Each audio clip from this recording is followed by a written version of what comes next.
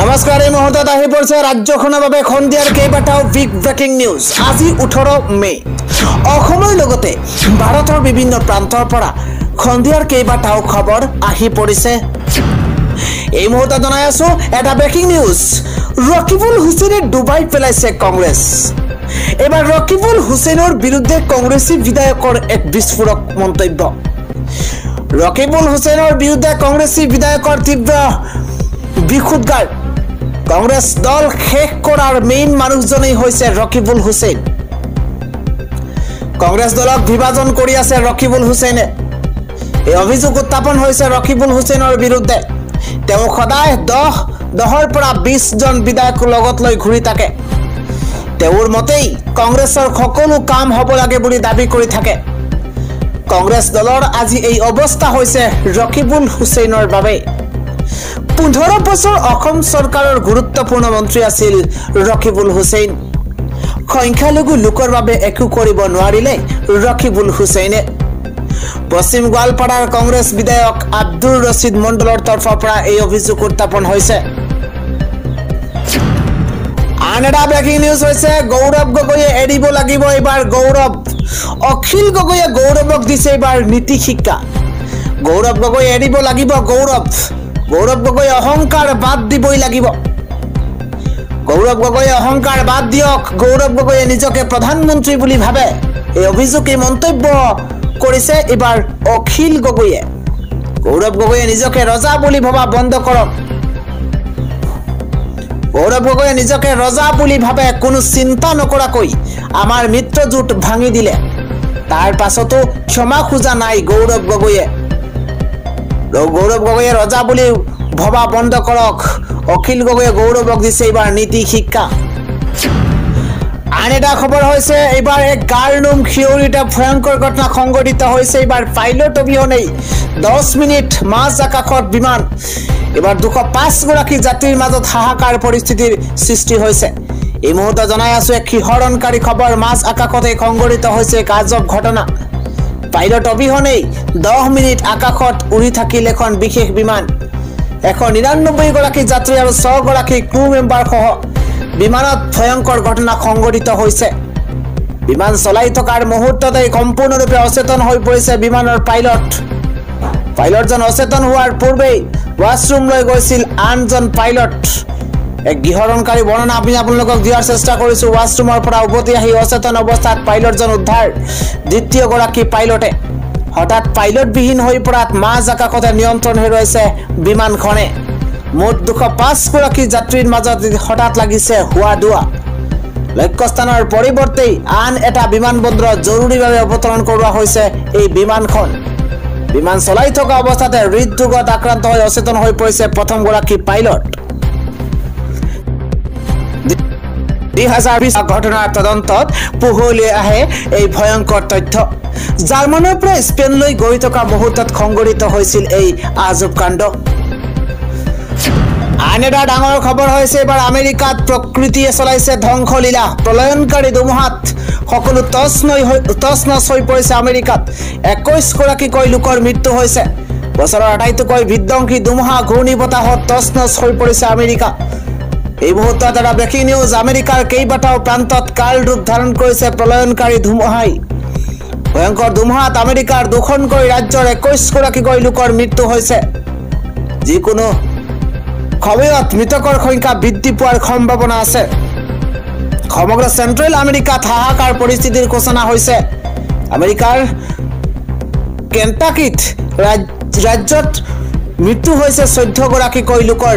বছৰৰ আটাইতকৈ বিধ্বংসী ধুমুহা ঘূৰ্ণী বতাহত তছনছ হৈ পৰিছে আমেৰিকা। আন এক ডাঙৰ খবৰ হৈছে এছিয়াত এইবাৰ কভিডে লৈছে সংহাৰী ৰূপ। 30,000 লোক এই মুহূৰ্তত আক্ৰান্ত হৈ পৰিছে ভয়ংকৰ কভিডত। বতৰ পৰিৱৰ্তনৰ লগে লগে বিশ্বত পুনৰ কভিডে গা কৰি উঠিছে। COVID-19ৰ সন্ত্ৰাস দেখিবলৈ পোৱা গৈছে। এইবাৰ এছিয়াত কেইবাখনো দেশত ভয়ংকৰ ৰূপ লৈছে COVID-19। এই মুহূৰ্তত এটা উদ্বেগজনক খবৰ জনোৱাৰ চেষ্টা কৰিছো। 30,000ৰো অধিক লোকৰ দেহলৈ সংক্ৰমিত হৈছে এই মহামাৰী। 30,000ৰো অধিক লোকৰ দেহলৈ সংক্ৰমণ হৈছে COVID-19। পুনৰ বতাহৰ দৰে বিয়পিছে কভিডৰ নতুন ভেৰিয়েণ্ট। এই মুহূৰ্তত ডাঙৰ খবৰ। চীনৰ পাছত এতিয়া এছিয়া মহাদেশত কোভিডে লৈছে ভয়ংকৰ ৰূপ। এই পৰ্যন্ত এটা সপ্তাহতেই 31 গৰাকীকৈ লোকে প্ৰাণ হেৰুৱাইছে বুলি জানিব পৰা গৈছে। হংকং আৰু ছিংগাপুৰত দ্ৰুতগতিত বৃদ্ধি পাইছে কোভিড-19। এছিয়াৰ কেইবাখনো দেশত বৃদ্ধি পাইছে কোভিড-19ত আক্ৰান্তৰ সংখ্যা। হংকঙত স্বাস্থ্য মন্ত্ৰালয়ে ঘোষণা কৰিছে জৰুৰী অৱস্থা। আন এটা খবৰ হৈছে আকৌ গ্ৰেপ্তাৰ হৈছে পাকিস্তানী সমৰ্থক। যিটো সময়ত ৰাজ্যৰ মুখ্যমন্ত্ৰী হিমন্ত বিশ্ব শৰ্মাই পাকিস্তান সমৰ্থকসকলক ইজনৰ পিছত সিজনকৈ সমৰ্থকক গ্ৰেপ্তাৰ কৰিছে, সেই সময়তে পুনৰবাৰ গ্ৰেপ্তাৰ হৈছে আন এগৰাকী পাকিস্তানী সমৰ্থক। দক্ষিণ খালমৰাৰ পৰা গ্ৰেপ্তাৰ হৈছে ৰাজু শেখ সেই মুহূৰ্তত গ্ৰেপ্তাৰ হৈছে। ইনষ্টাগ্ৰামত পাকিস্তানক সমৰ্থন কৰাৰ অভিযোগ এইগৰাকী ৰাজু শেখৰ বিৰুদ্ধে। আন এটা খবৰ হৈছে চিকেন নেকৰ বিকল্প পাকিস্তানৰ পাছত এইবাৰ মহাবিপদত বাংলাদেশ। কঠোৰ হৈ পৰিছে এইবাৰ ভাৰত চৰকাৰ। পাকিস্তানৰ পাছত মহাবিপদত পৰিবলৈ গৈ আছে বাংলাদেশ। এইবাৰ বাংলাদেশৰ বিৰুদ্ধে ভাৰতৰ মাষ্টাৰ ষ্ট্ৰোক। বাংলাদেশৰ ষড়যন্ত্ৰৰ পাছতে এইবাৰ চিকেন নেকৰ বিকল্পৰ সন্ধান ভাৰতৰ। মিজোৰাম হৈ ম্যানমাৰেৰে উত্তৰ পূবৰ লগত সংযোগ হ'ব সাগৰৰ। ভাৰতত থকা বাংলাদেশী সামগ্ৰীৰ বজাৰ সম্পূৰ্ণৰূপে কৰা হৈছে বন্ধ কৰা হৈছে। ভাৰত চৰকাৰৰ বৈদেশিক বাণিজ্যিক সঞ্চালকালয়ৰ কঠোৰ নিষেধাজ্ঞা।